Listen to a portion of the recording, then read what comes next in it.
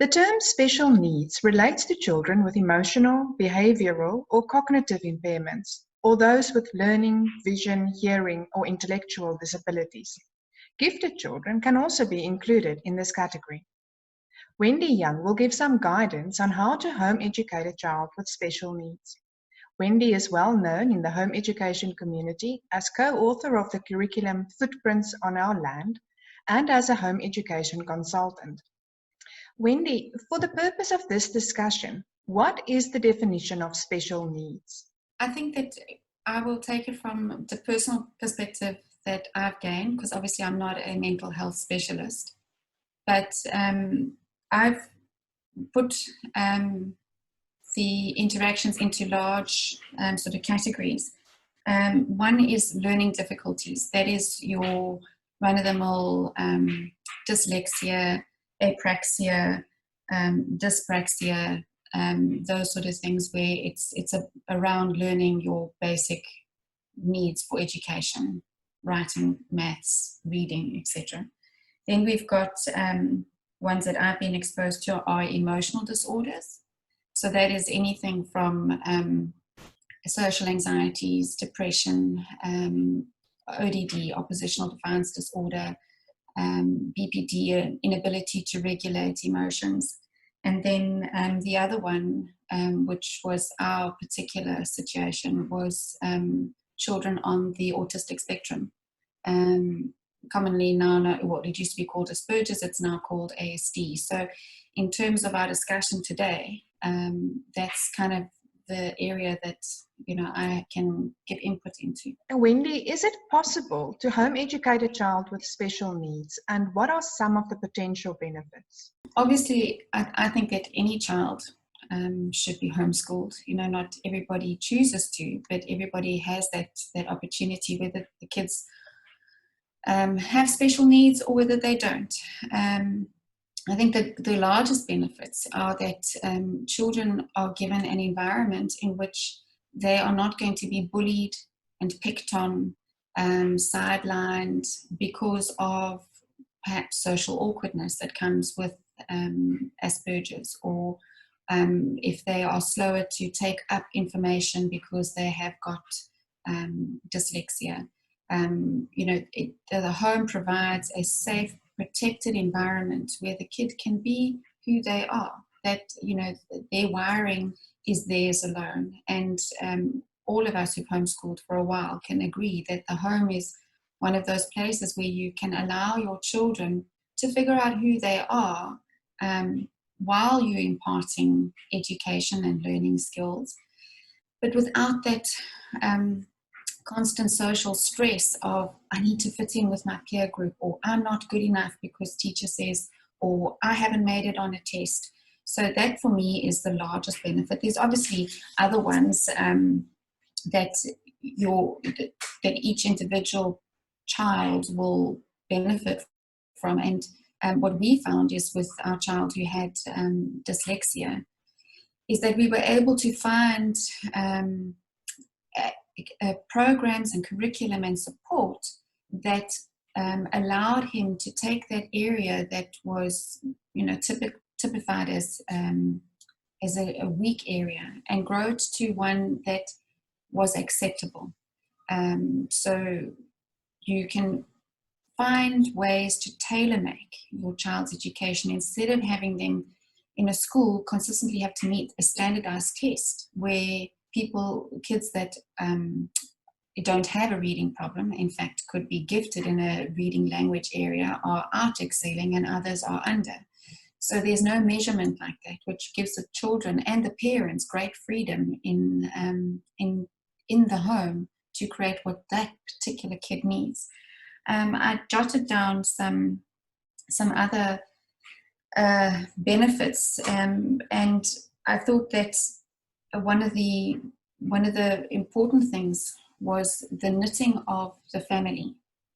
When there is one child in a family that needs extra attention because they have a learning difficulty or a special need, the rest of the family can actually come around them and support them and help them to learn and help them to grow.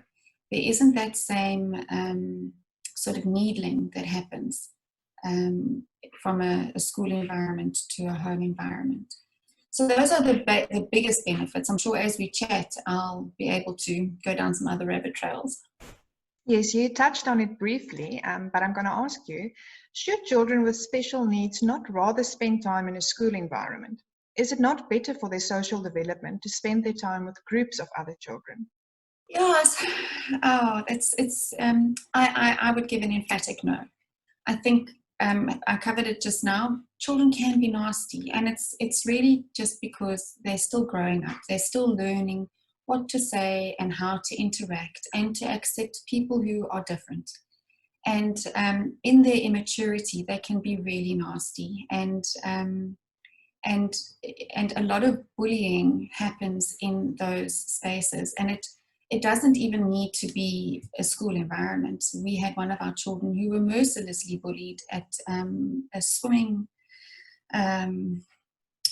school, and that child didn't even have a learning difficulty. It was just the fact that she was being homeschooled. So I just think that children in their immaturity can be nasty and can be bullies, and I would prefer to have a child who is struggling to figure out their own world and how they, with their atypical neurological wiring, how they are fitting in without having that bombarding of nastiness coming at them. That doesn't mean that we need to place these kids in a bubble.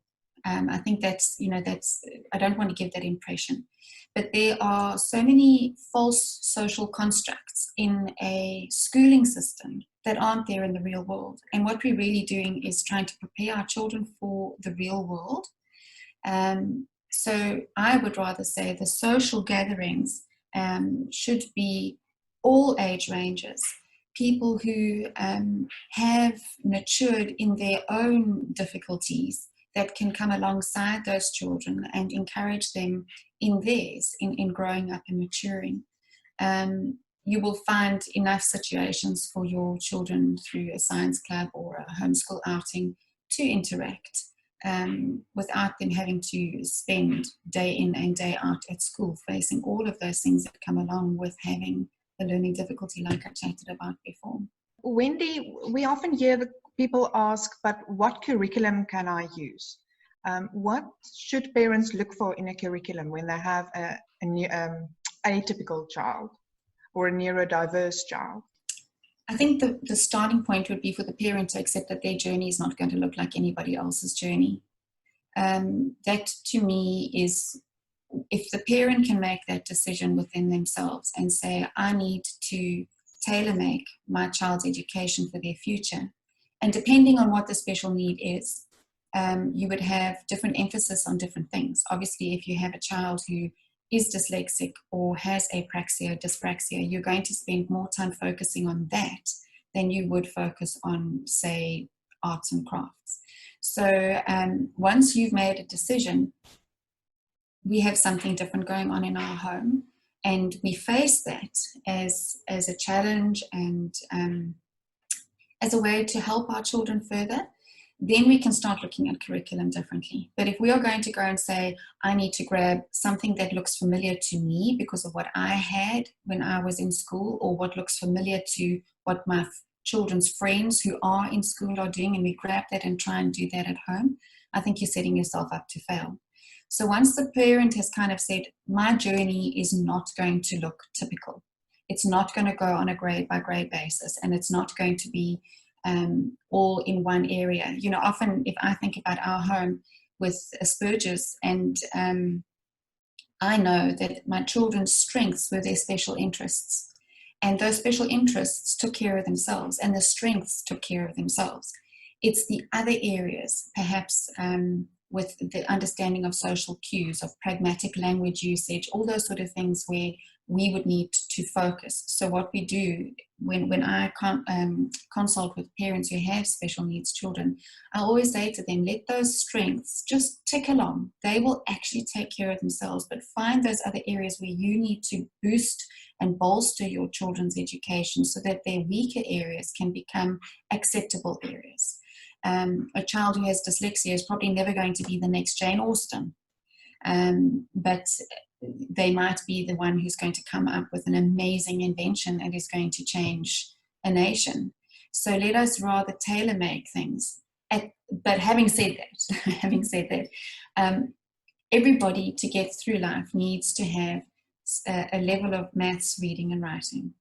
So out in the homeschooling environment, there are so many amazing programs for parents to choose from, particularly ones that have been written by homeschoolers for homeschoolers, because they understand the dynamic of the home.